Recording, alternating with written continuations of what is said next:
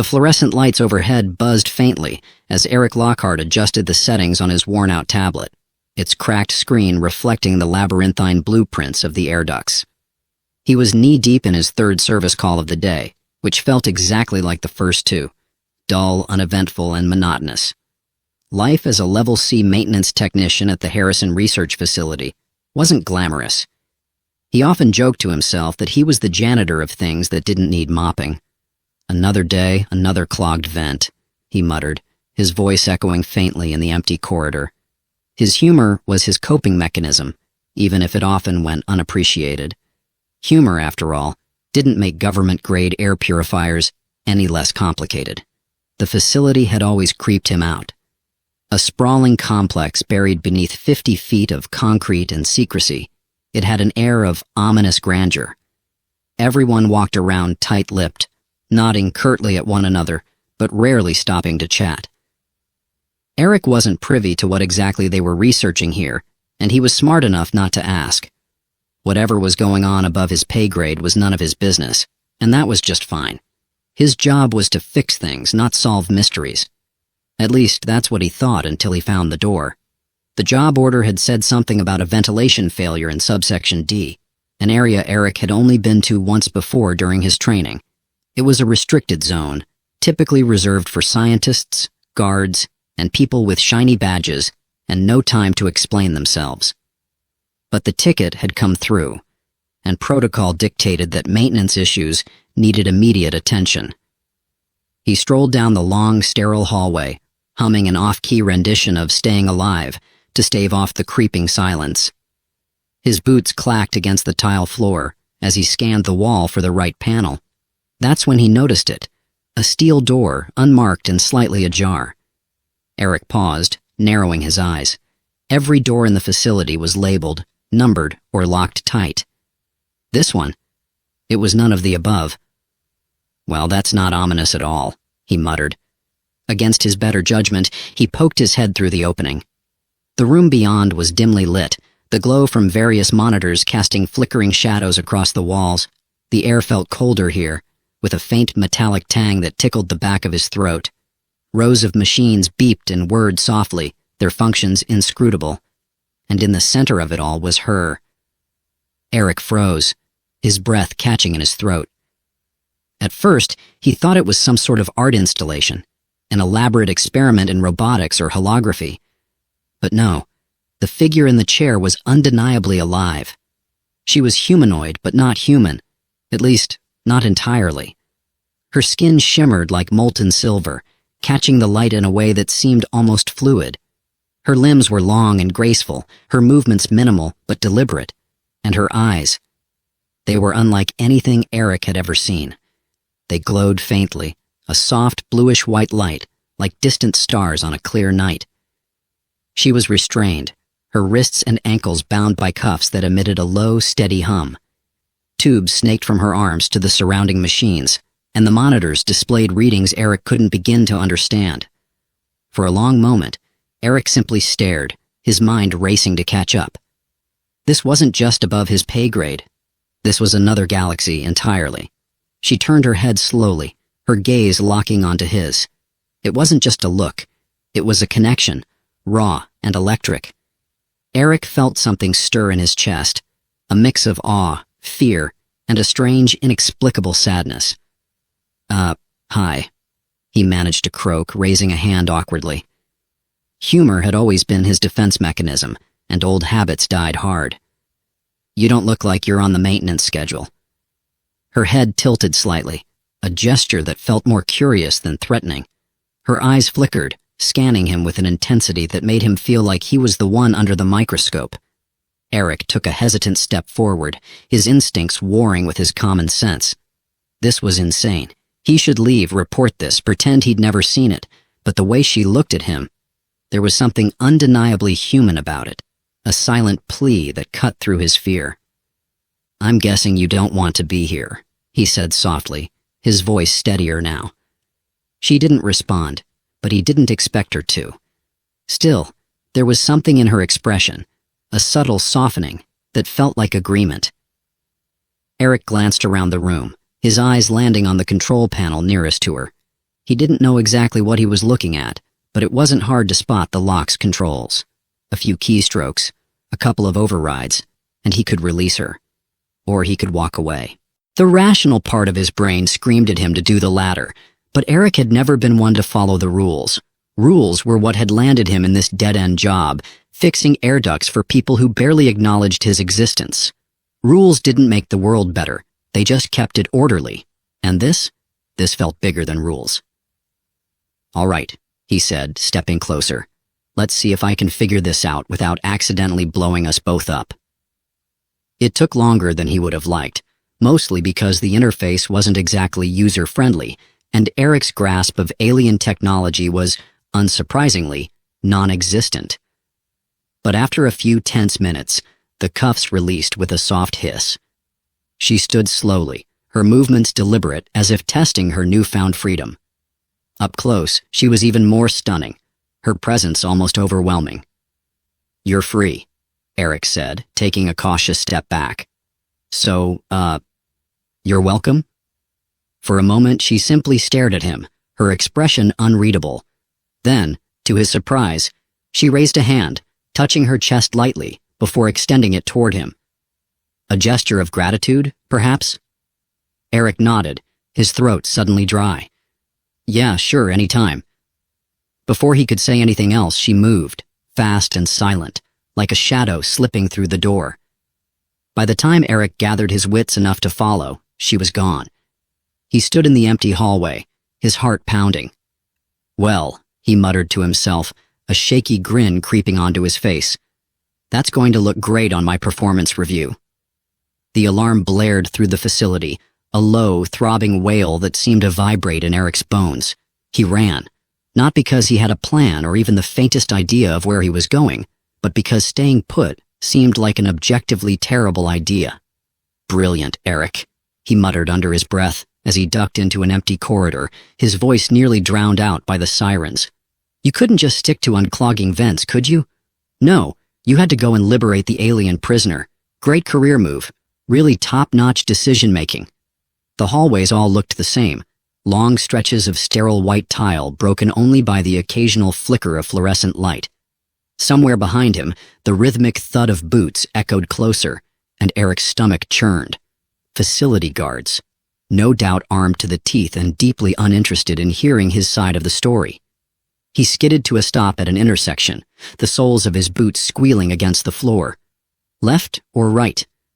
Both options looked equally bad, but the sound of approaching footsteps made the decision for him. He darted right, his heart pounding so loudly he swore it could set off another alarm. "This is fine," he whispered to himself, his voice tinged with hysteria. "Everything's fine, just a little jailbreak. Happens all the time, right? Totally normal Tuesday." A sudden movement ahead made him freeze. At first he thought it was one of the guards, but no, the figure stepping out of the shadows wasn't wearing a uniform. It was her. The alien woman moved with an eerie grace, her silvery skin reflecting the faint red glow of the emergency lights. She glanced at him, her luminous eyes flickering with what Eric could only describe as irritation. "Oh, great," he said, throwing his hands up. "You're annoyed with me now? I just risked my job, my life, thank you very much, to get you out of here." She didn't respond, of course. Instead, she gestured sharply, pointing down another hallway. "What, you want me to follow you?" Eric asked, incredulous. "You realize I'm not exactly the heroic escapee type, right? I'm more of a hide in a closet and hope for the best kind of guy." Her glowing eyes narrowed, and for a moment, Eric could have sworn her expression said, "Do you ever stop talking?" Okay, he said, raising his hands in mock surrender. "Lead the way, Your Highness." She took off without waiting to see if he followed, her movements quick and purposeful. Eric scrambled after her, muttering under his breath about how this was probably going to get him killed. The next few minutes were a blur of twisting hallways and near misses. Twice, they had to duck into side passages to avoid patrolling guards, and each time Eric found himself holding his breath, his heart threatening to burst out of his chest. The alien woman, by contrast, seemed almost unbothered, her sharp eyes scanning for threats with a calm efficiency that made Eric feel like a nervous wreck by comparison. Eventually, They reached a service hatch at the end of a dimly lit corridor. She stopped, placing a hand against the panel. Her fingers seemed to pulse faintly, and Eric watched in amazement as the hatch unlocked with a quiet hiss. "Okay, seriously," he said, his voice barely above a whisper. "What are you? And how are you doing all this? Is it some kind of telekinesis thing, or are you just really good with tech?" She turned to him, her expression unreadable. For a moment he thought she might actually answer, but then she stepped through the hatch without a word. "Right, sure. Don't explain anything," he muttered, following her into the dark. "Why would you? It's not like I've got anything better to do than blindly follow a glowing space lady through a death trap." The hatch led to a maintenance tunnel, the cramped space lined with pipes and wires. It was familiar territory for Eric, though the stakes were considerably higher than his usual unclogging jobs. "Where exactly are we going?" he asked, after a few minutes of tense silence. "Or is that another thing you're not going to tell me?" She glanced back at him, and though she didn't speak, there was something in her gaze that felt almost amused. "Great," he said, shaking his head.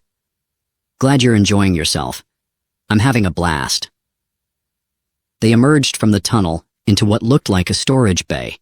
Large crates and equipment were stacked haphazardly, creating plenty of hiding spots, but also plenty of places for guards to ambush them. The alien woman moved quickly, her head tilting slightly, as if she were listening for something Eric couldn't hear. "What's the plan?" he asked, keeping his voice low. "Do you even have a plan, or are we just winging it?" She pointed toward a large door on the far side of the bay. "Of course. The giant, heavily guarded exit," Eric said, sighing. "Because why would we pick the easy way out?" Sure enough, as they moved closer, the sound of voices and heavy boots echoed from the hallway beyond the door. Eric's stomach dropped.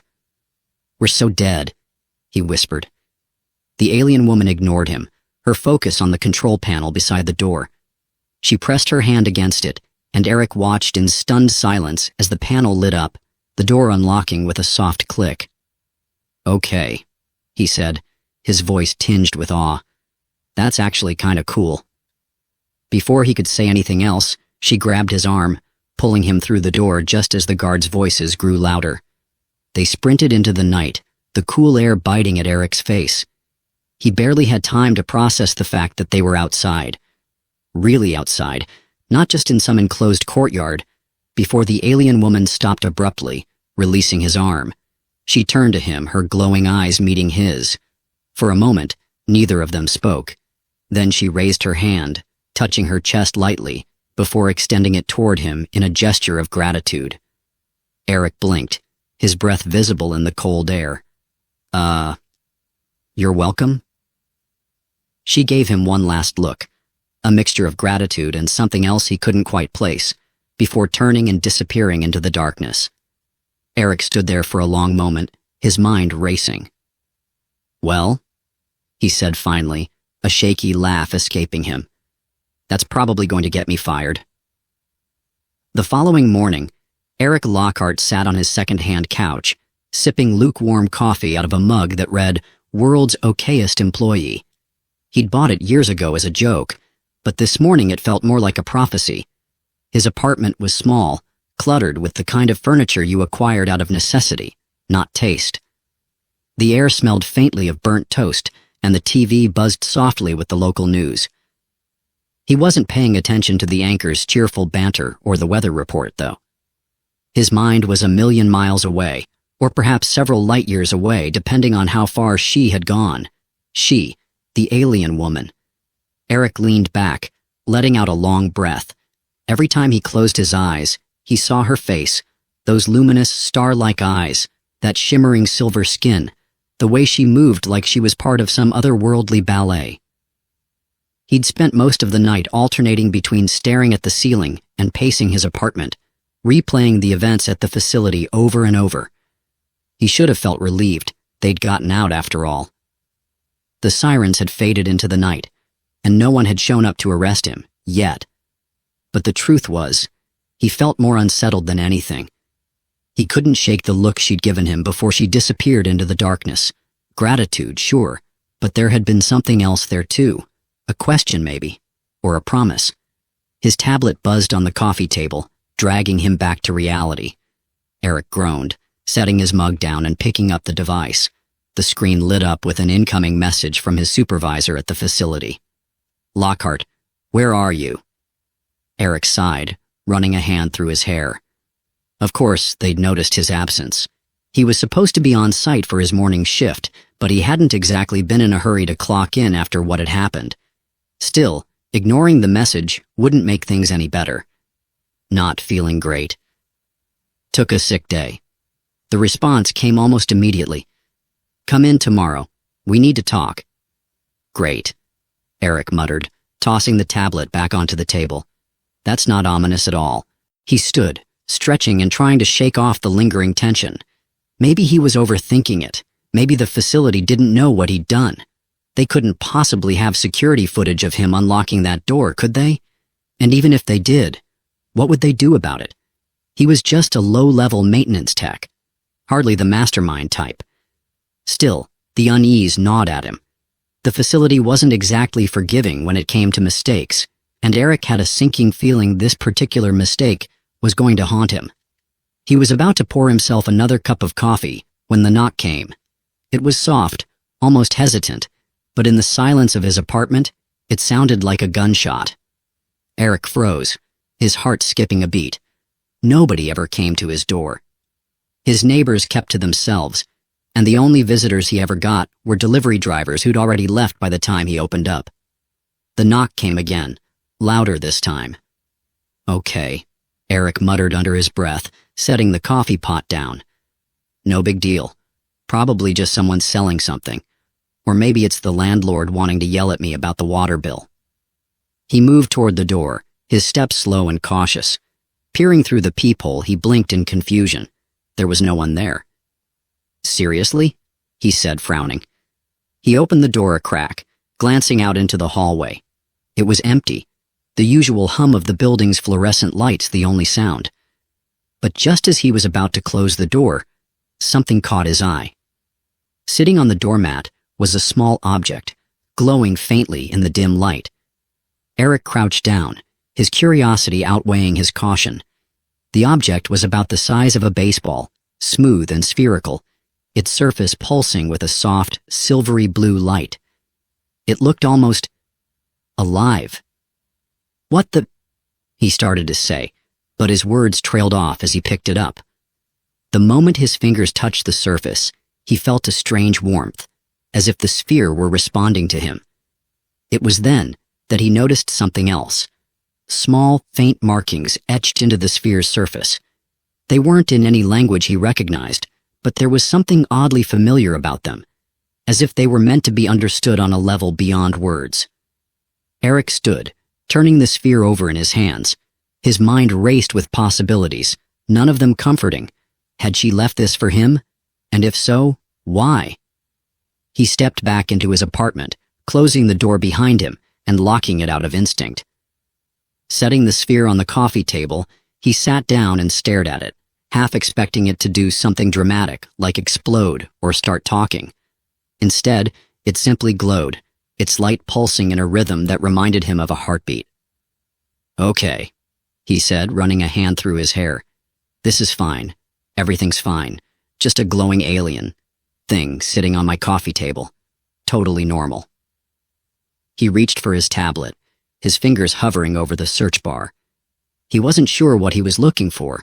How to identify mysterious alien artifacts wasn't exactly a common topic on the internet, but he figured it was worth a shot. Before he could start typing, the sphere emitted a soft hum, and the light grew brighter. Eric jumped, nearly knocking over his coffee mug. Hello?" he said, as if the sphere might answer. The light shifted, forming patterns that danced across its surface. Eric stared, transfixed, as the patterns began to coalesce into something resembling a hologram. It was her. Her image flickered to life above the sphere, a shimmering, ghostly projection. She looked just as he remembered, graceful, otherworldly, her glowing eyes fixed on him with that same mix of curiosity and intensity. Eric's mouth went dry. "You've got to be kidding me."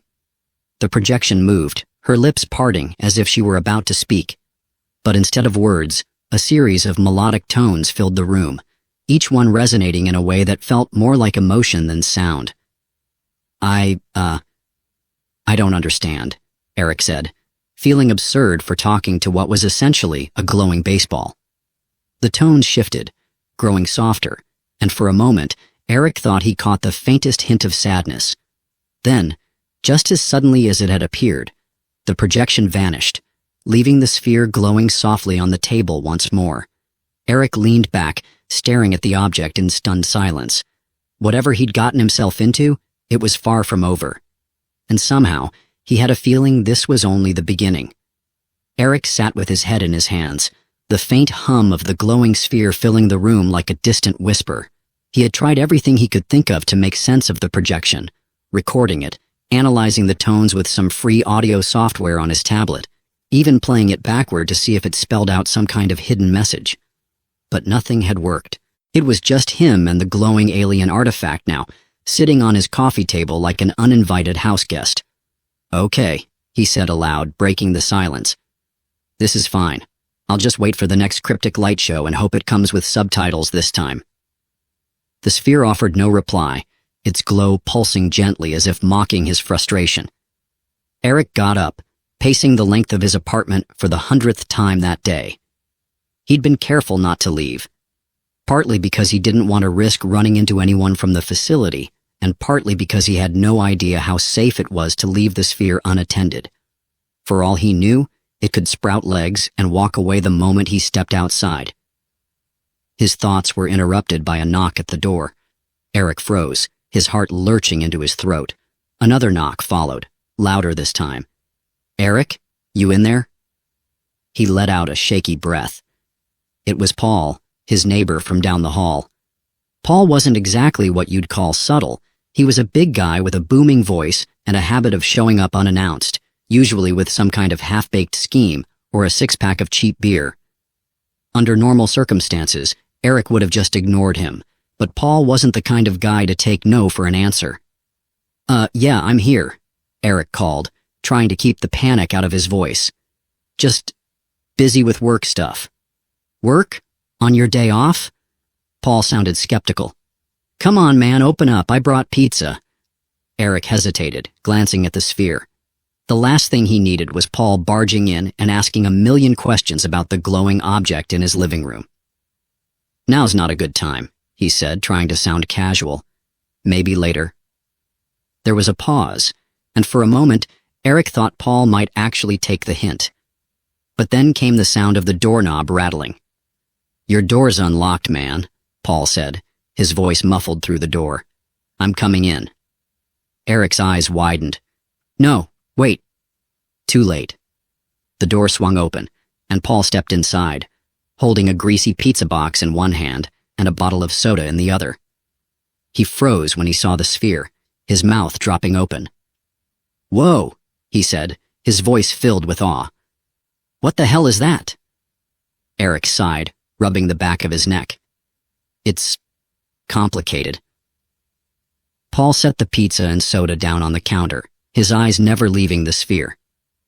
"Dude, is that like alien tech or something? Did you steal it from work? Please tell me you stole it from work."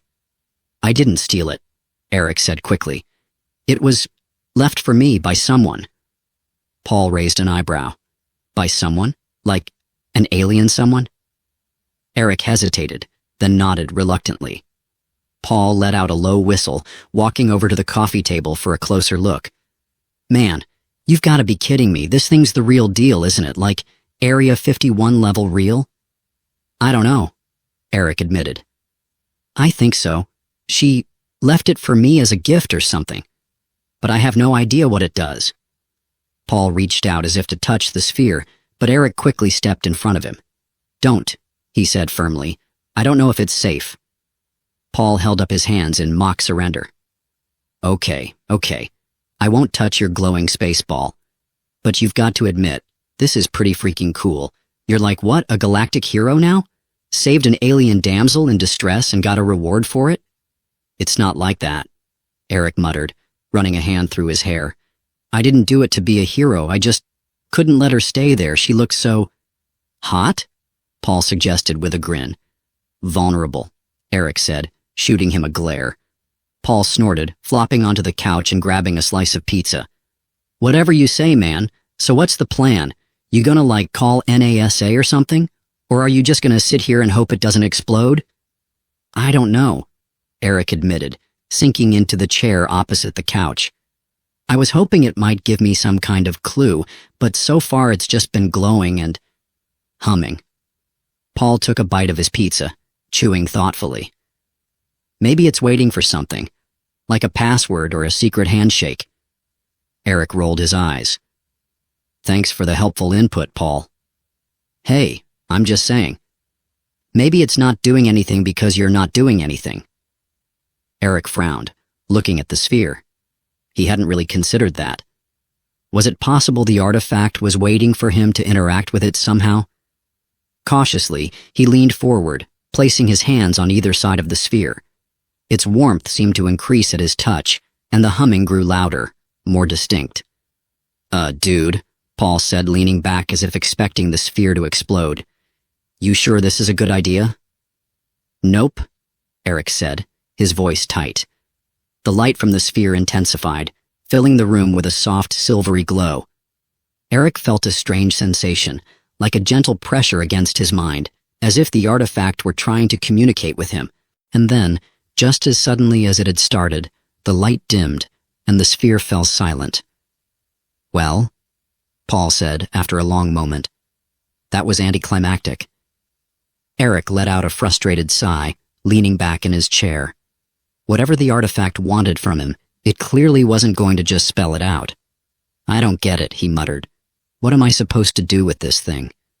Paul shrugged, grabbing another slice of pizza. Maybe you're overthinking it. Or maybe it's just like a really fancy alien paperweight. Eric shot him a look, but before he could reply, the sphere began to hum again. This time, the sound was different, sharper, more urgent. Eric and Paul exchanged a glance, their unease growing as the light from the sphere pulsed rapidly. Is it supposed to do that? Paul asked, his voice rising. I have no idea, Eric said, his heart racing. The light grew brighter and brighter until it filled the room completely. And then, with a sudden burst, the sphere emitted a wave of energy that sent both men sprawling to the floor. When the light faded, Eric opened his eyes to find the sphere hovering in the air, its glow more intense than ever. Paul let out a shaky laugh. Okay, now it's doing something. Eric could only stare, his mind racing as the artifact began to hum with a sound that resonated deep in his chest. Whatever was happening, it was far from over. The room was a mess of overturned furniture and half-eaten pizza, but Eric barely noticed.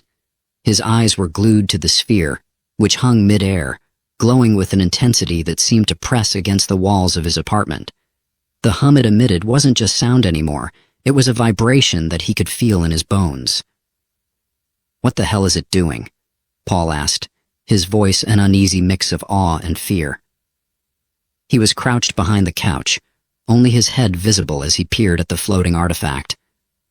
I don't know, Eric muttered, shielding his eyes from the bright light. His heart was pounding, adrenaline coursing through him like wildfire. This is new.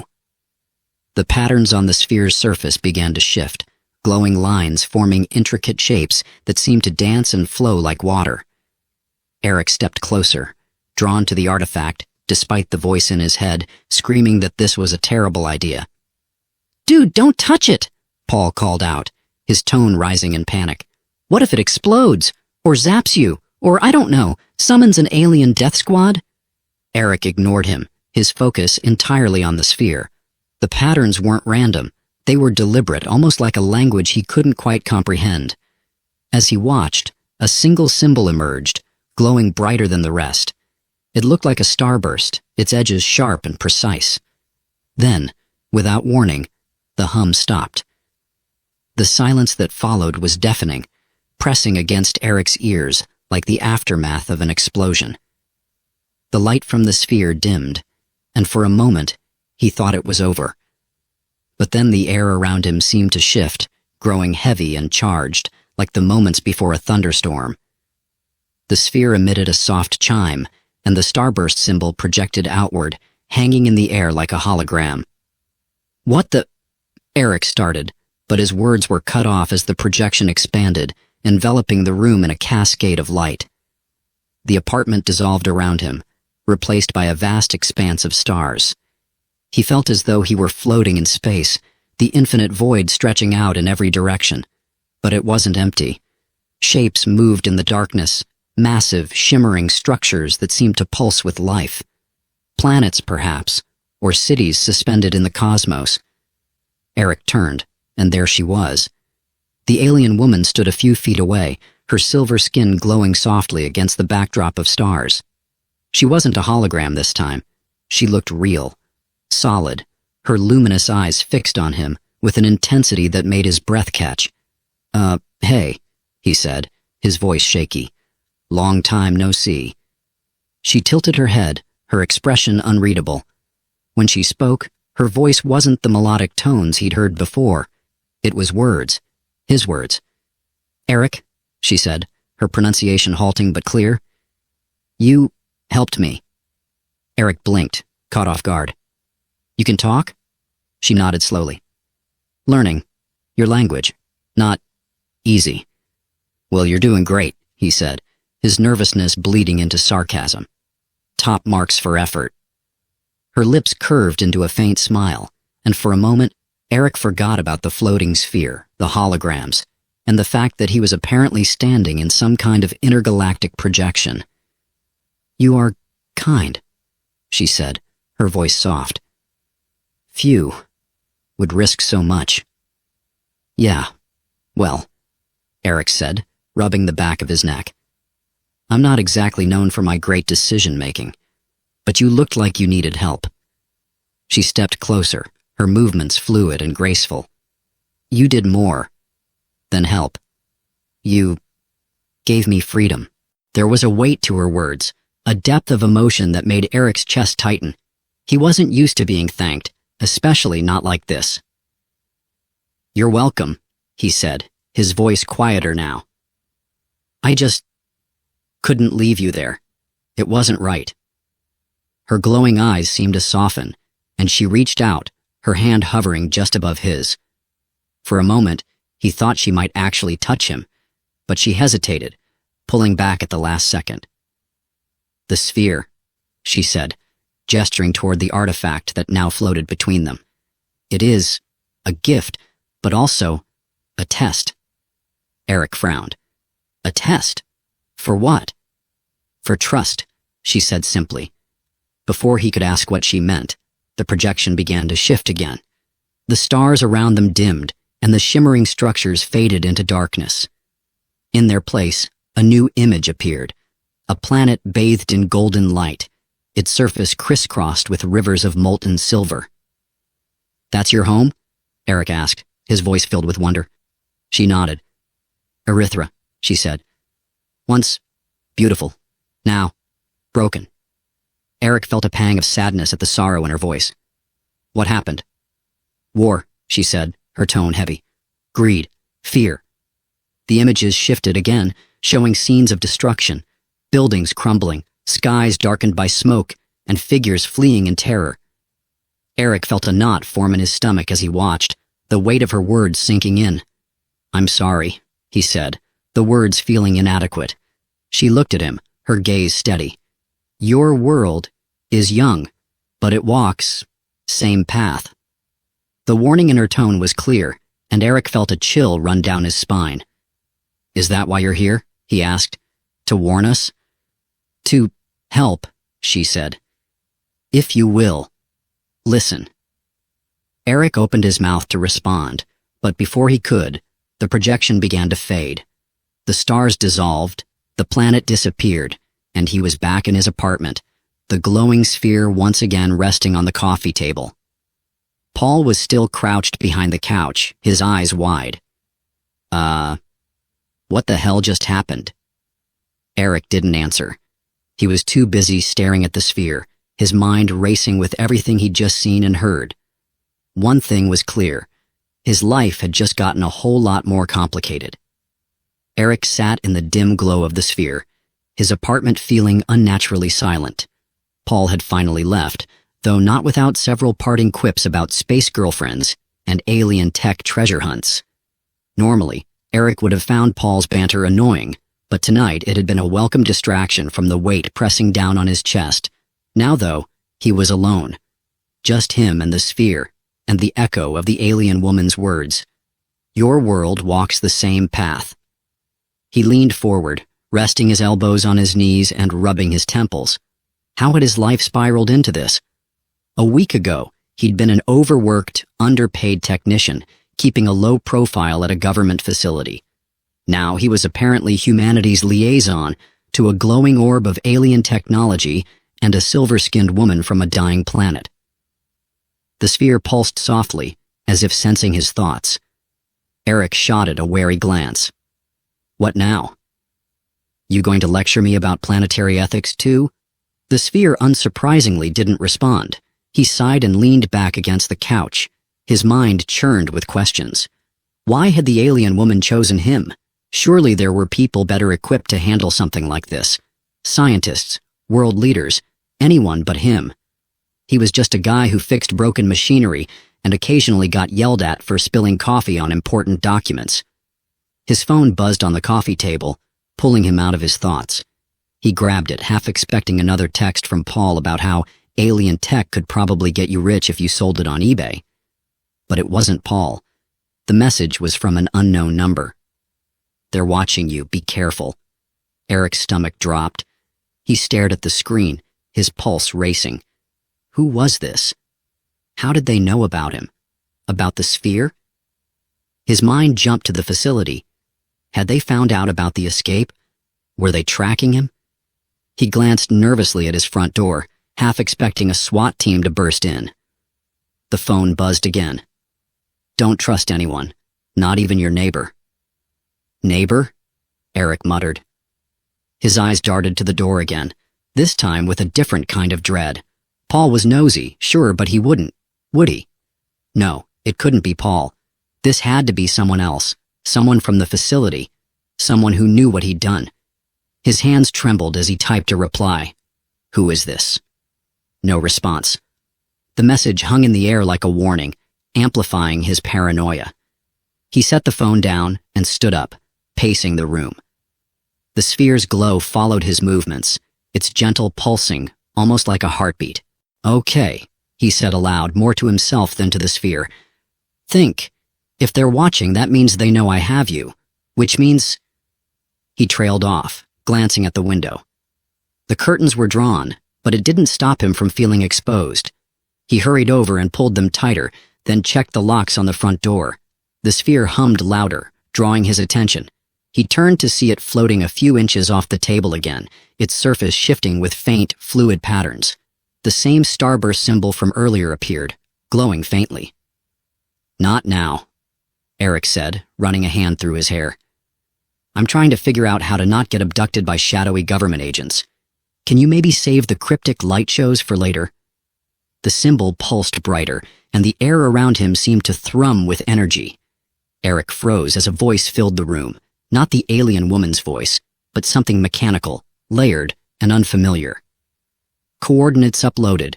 Instructions pending. Eric blinked. Coordinates? What coordinates? Uploaded where? The sphere didn't answer.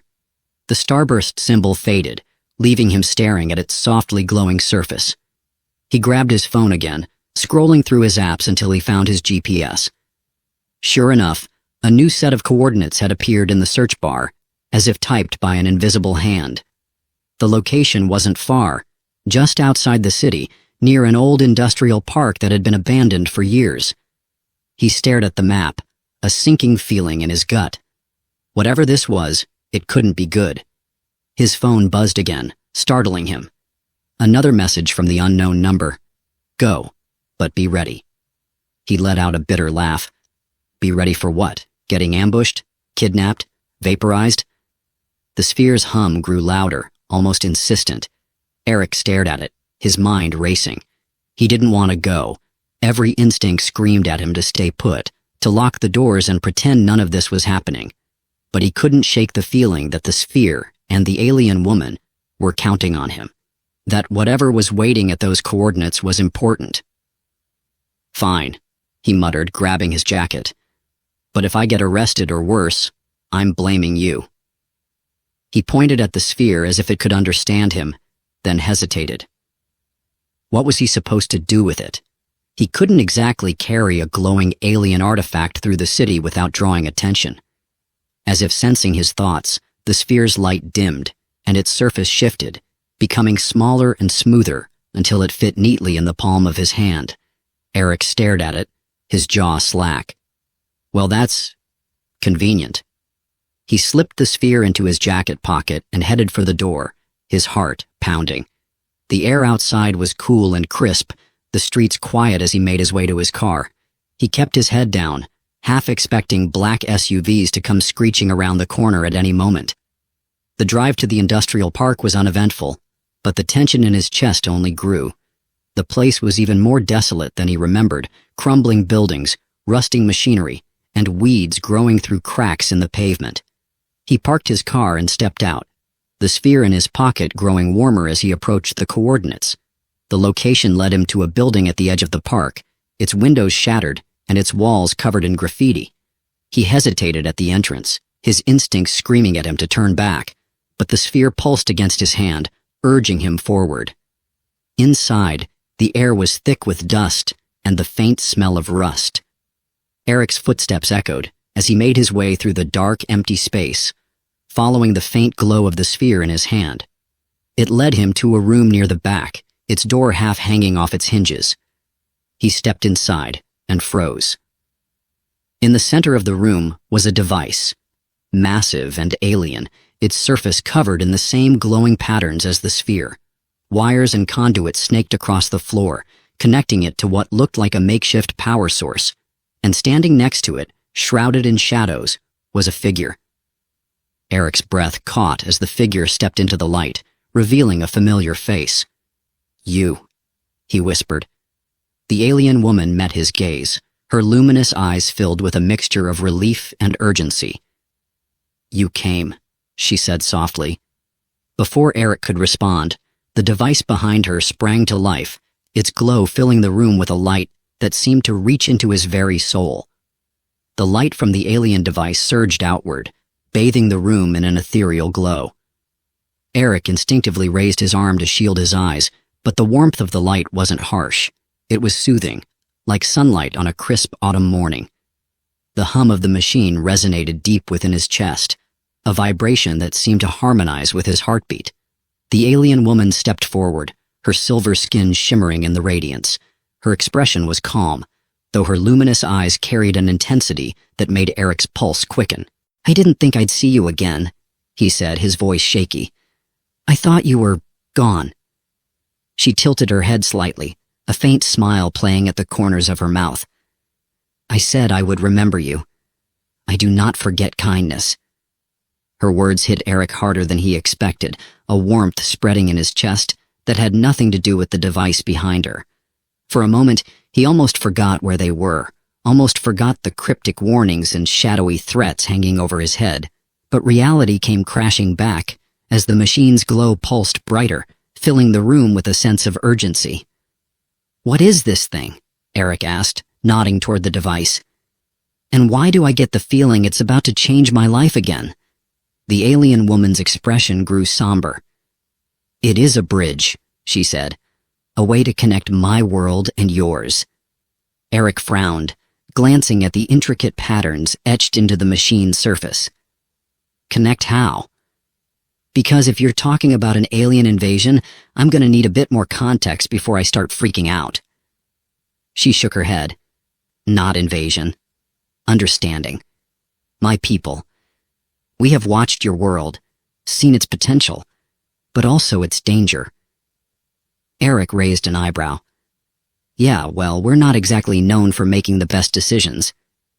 "Your kindness," she said, her gaze steady, "is proof that there is hope, that not all paths must lead to destruction." Eric wasn't sure how to respond to that. He wasn't used to being called a beacon of hope. He was just a guy who fixed things and tried to stay out of trouble. But as he looked into her glowing eyes, He realized that she genuinely believed in him, in what he'd done. It was a heavy thing to carry, but somehow it felt right. "So this bridge," he said, gesturing to the device. "What exactly does it do?" "It heals," she said simply. "Not just wounds or sickness. It heals worlds." Eric blinked, trying to process her words. "You're saying this thing can fix what? Our planet? The mess we've made?" She nodded. "If your people are willing to learn, to change." He let out a low whistle, running a hand through his hair. "That's a tall order. Humans aren't exactly great at self-reflection, or teamwork, or not blowing things up." The faint smile returned to her lips. "Then they will need you." Eric froze. "Me? Oh no. No, I'm not qualified for that. I'm just a guy who stumbled into all of this by accident." "Kindness is no accident," she said softly. "And sometimes, the right person is not the one who seeks the role, but the one who chooses to act when it matters." He stared at her, at the quiet conviction in her voice, and felt the weight of her words settle on his shoulders. It wasn't fair. He didn't ask for this. But deep down he knew she was right. He had a choice to make, and there was only one answer he could live with. "Okay," he said finally, his voice barely above a whisper. "What do I need to do?" The alien woman reached out, her hand hovering just above his. "The sphere," she said. "It is the key." Eric pulled the glowing orb from his pocket, its warmth familiar against his palm. The patterns on its surface pulsed in time with the machine behind her, as if the two were connected. He held it out to her, but she shook her head. "It must be you," she said.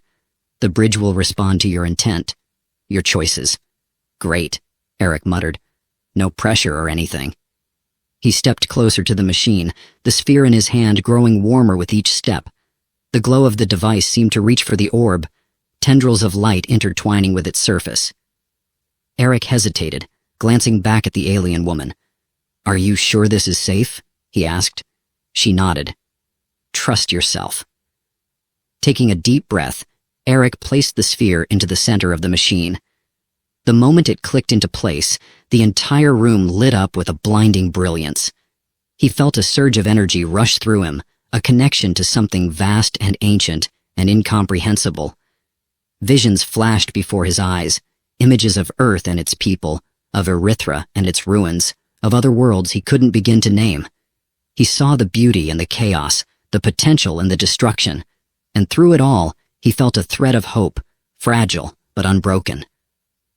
The light began to fade, and the room returned to its dim, dusty state.